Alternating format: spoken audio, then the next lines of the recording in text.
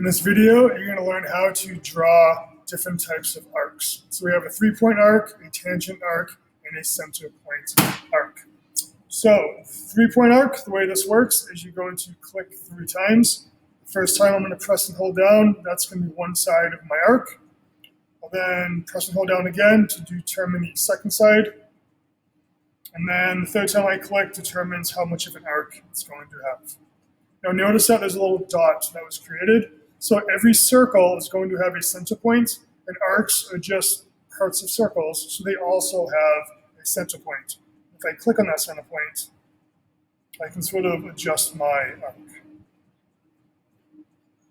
So that's the center point arc. Next up we have so that was a 3-point arc rather. Next we have the center point arc.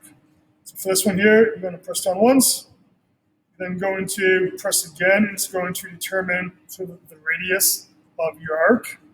And then the third time you press down, you're going to determine how much of an arc you want.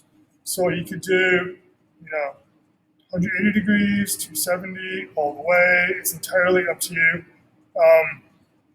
You want to sort of eyeball it at first, and then once you're done, you can always then add some dimensions later on, which we'll learn about in a future video, to determine exactly how much of an arc this is going to be. It might be easier when you do this, back up, to have that center point coincident with the origin. So then what you could do is decide if you want it to be exactly 90 or something degrees. It's going to sort of lock into place. All right, so you can use those automatic constraints if you want to do something that's like exactly 180, whatever, all right? So that's always an option for you.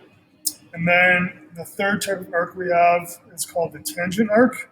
So for this one here, actually, we typically have some sort of a line first. Then it's going to make an arc that's tangent to that line. So tangent just basically means that you sort of kind of continues from the line nice and smooth. So the first time you're going to click, you want it to be coincident with one end of the line. And then you're going to just click again and decide how much of an arc you want to have. You kind of drag that where you want it to be.